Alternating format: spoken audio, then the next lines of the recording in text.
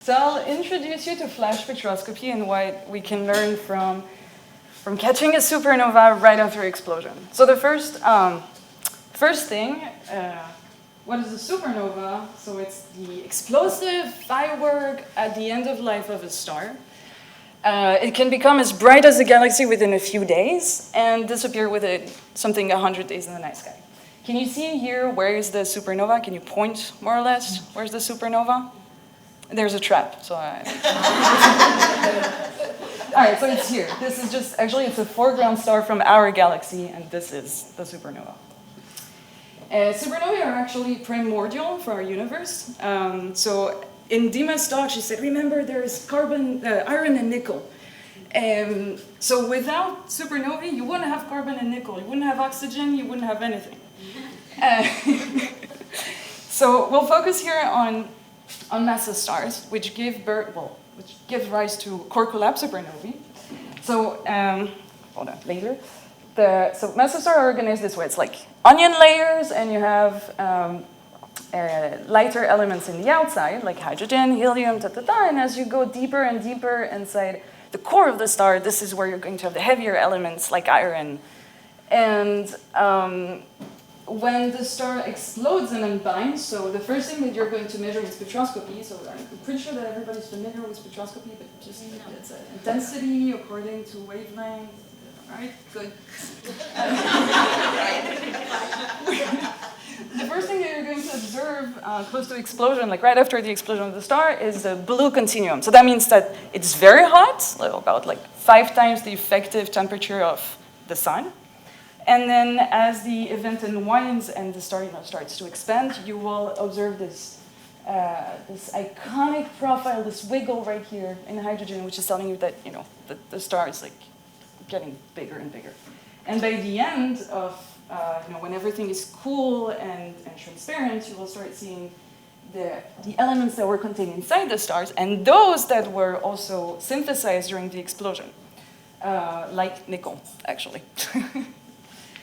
Okay, so we know how these massive stars explode, like I told you a little bit how it goes, but it's not really clear what happens, what leads to this explosion. One thing that we know about massive stars is that they tend to experience wind or convection, which make them undergo some mass loss, and they will lose a little bit of their outer layers. But the numbers, like from observation in the Milky Way, and like from our stars, what we're seeing is that this mass loss is like 10 to the minus 4 solar mass per year, which is actually not enough to explain, a crazy, I'm going to die type of moment. Until 40 years ago, there was this woman, Virpinia, she's incredible. That was 40 years ago, and she published as the first author, and etc. She was a Finnish astronomer in Chile, and she obtained a series of spectroscopy of what seemed to be a rather exotic supernova. So in the first few spectra here, which is actually close to explosion, like a few days from explosion, she is seeing on top of this blue continuum, like signatures of highly ionized species, like seeing hydrogen and helium.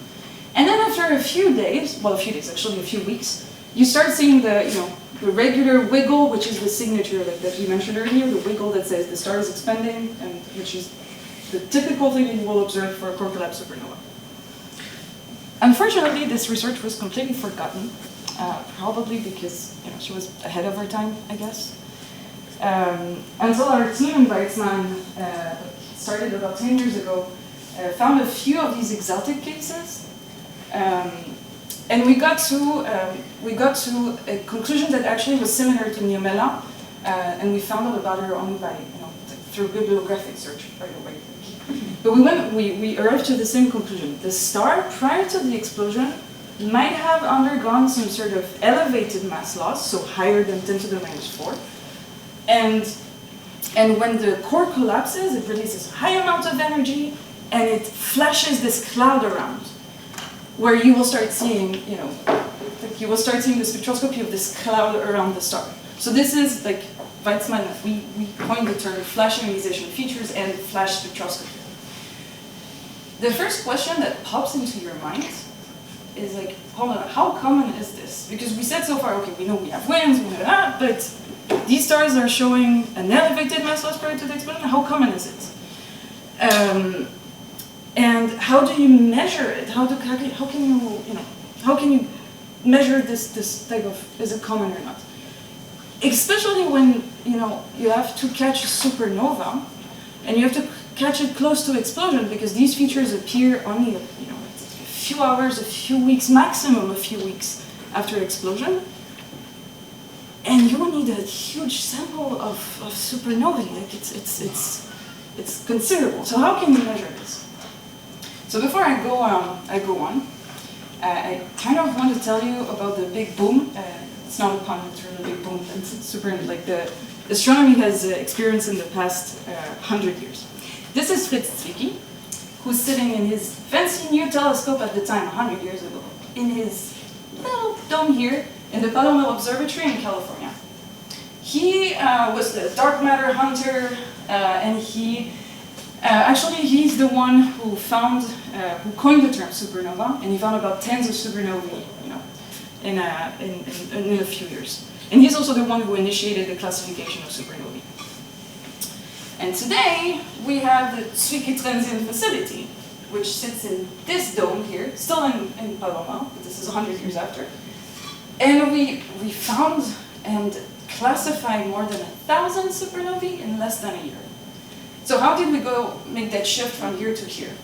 Well, okay, first of all, we went from photographic plates, which were placed here, to super fancy CCD cameras. We went from looking at the ice to software, we had software denoisification type of software like this for image analysis, which improved the quality of images crazily. There's also the robotization of telescopes, which happened. And thanks to this name here, the Zwicky Transient Facility, is a survey that looks at the northern sky every night in optical bands and allows to find a plethora of transients. What is a transient? Something that appears in the sky and disappears within a few minutes, a few hours, a few days, a few years. So this ranges from fast radio bursts to gravitational waves and also to supernovae. So what I'm actually telling you here is that now we have the tools to gather a huge sample of supernovae and to trigger spectroscopy and to answer our question, how common are these flash ionization features? So if you didn't believe me until now, these are images from the survey. So this was an image taken in the 20th of January last year. This is the Whirlpool Galaxy. And the day after, boom, there's a star that explodes here. So I'm one of the leading scanner of a program called the Infant Supernovae Program, where we gathered more than 100 supernovae found less than half a day from explosion. So we were actually answering this question now. How common is it that a massive star will lose its outer layers and experience an elevated mass loss prior to its explosion? Well, it's actually more than 50%. It's actually a lot, and it's rather common. So now we're having another hint of what's going on before a star explodes. It's like a flag saying, "Hey, I'm going to blow up." And then there's something else that we discovered. It's a new supernova that was never observed before. So it's coming from Wolf-Rayet stars, which are really, they experience very strong winds to a point that not only they're stripped from their hydrogen layers, they're stripped from their hydrogen and helium layers, and the cloud around will be made of carbon and oxygen. And these stars were actually thought to directly collapse into a black hole. We never thought they would explode. Until last year. We actually found it, and we observed it, and we published it. All right, I will sum up here. So there are three things that I want you to remember. First is that where is astronomy today? And I want to invite you to go from, this static scale of giga-years to a very dynamic one, which happens on the minute scale, on the hour scale, the day scale. And that we're discovering so many crazy transients every day, and it's going to, there are upcoming surveys which are bigger, faster, stronger, etc.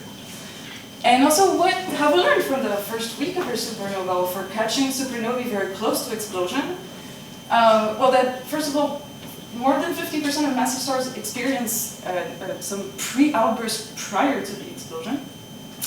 And the second thing is that Wolf-Rayet stars actually do explode. And on this note, so thank you for listening. This is our team. Thank you.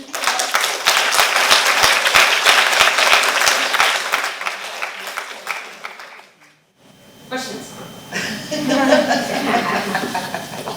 Maybe it's a dumb question for someone that's there, but all supernovas has the same pattern in terms of spectroscopy, or? No. It's not a dumb question, it's a good question. So there's a big, you can imagine that I wanted to offer you like the big thing of why there are so many types and subtypes. So the subtypes of supernovae are based on spectroscopy. And the big puzzle that we have in astronomy is linking them to the progenitor. So is it coming from a white dwarf, a massive star, etc., etc. So they have different spectroscopic signatures. So whenever you look at the sky to find the supernova, do you always do the spectroscopy so that you know that when something changes? Because like otherwise, other than the star suddenly disappearing, is there any way for you to know that if there's going to be a supernova happening if you don't do the spectroscopy? So there are two questions in your question, which is two very good questions actually. The one is when we see a new dot, we want to trigger spectroscopy right away. Of course, we have some criteria to say, hold on, this looks more like there. Like this is a known star which has variability. This is coming from our. There are some criteria to differentiate just by looking at the picture. Second thing is you want spectroscopy, but the problem is that there is a oversubscription of every telescope on this planet and also in the sky. So it's a lot of pushing and oh there's something we have to go right over and call. Oh no, but there's bad weather in California, so we have to go to Hawaii. No, but in Hawaii there's this is our life basically. And the second question, there was a second question here of how do we differentiate? I think I answered both. Like how do we differentiate? So we have criteria and spectroscopy. We want spectroscopy. We want it. We just. So if you could, you would always want the spectroscopy, but it's just like financial and logistic. Yes. Okay. Yes. Yes. We found some ways around it, but yes. What causes the star to explode in the first question? And does supernova lead to the formation of black holes all the time, or if they are not related? So what leads to the explosion of stars? So there's this instability, between the gravitational force and pressure that just leads to the collapse of the star. So this is for the co-collapse supernova. Even though for other type of supernovae you have you can have like two stars orbiting each other, and then at some point it absorbs the material from the other star, and it just gets to a point that the density is not stable and it blows up. Does it always go into a black hole? Not always. It can go into a remnant neutron star. So can't we just predict by looking at the stars of the supernova that they're going to explode or forming a supernova? Okay, so that's depending on the densities and the gravitational force. So first of all, it's hard to measure this when it's extragalactic. Remember that we're going extragalactic, and we can have a measure of our own stars rather well, but when you go extragalactic, all you see is a blur, which is a galaxy, and you cannot differentiate the stars inside. So that's one of the you cannot always know. I don't know what to do. Help me moderate. Thank you. It was really interesting. So my question, again, I don't know if it's how could it be that or you can explain, how can it be that you suddenly see a dot? So you suddenly see a new star? Or what's this? It just gets brighter. It just gets really high energy and releases a lot of light. So it's not that it was not existent before, it's just that you couldn't see it? Yeah, it's just that you start, this galaxy, for example, is rather close by from us, so you can differentiate a few stars inside. And it just, when it blows up, the light goes on, and you just have a very luminous point that starts appearing, and that's like an explosion. When you have an explosion, you see it's very bright and it can actually blind you. So actually, a supernova can really blind you and kill you. So you don't want to be close. There's my last question. Thank you, Rachel. It was a very nice talk. Amazing. I have two questions. Maybe it's done, but the first one is like I need to press it. So how many days or what amount of time prior the supernovae you can like detect it by spectroscopy? So you will start having something bright enough to be seen in spectroscopy when it explodes, because it gets to luminosities that our telescope can actually have. However, these pre-outbursts that I talked about were measured for the first time last year, and just in photometry, by just seeing the intensity of light in any filter or anything, you can actually see an elevation of flux, and then it goes up and it blows up. So this is like a precursor. We call it the precursor. That we know that. Well, we know. In retrospect, we were like, it knew it was going to blow up. We should have been aware. Yeah, like my follow-up question that is it very common in our like galaxy, and can we predict it like soon, like prior enough that we have like the time to defend ourselves? So two things. One, there is about, like statistically, there is about 1 supernovae per 100 years per galaxy. So we're fine. However, there is Betelgeuse who's starting to have really weird mass loss lately. So, no, but we're fine. The only thing is that we kind of want to have all the armada of telescopes that could, if we can catch the explosion within a second, that would be incredible. But it's not harmful for us, so it's fine. I know that the Great Magellan Telescope is planning on having spectroscopy connected to it. Is that something you're planning on using? So first of all, let me put a joke here. So there is this in the past few years. So there is this race.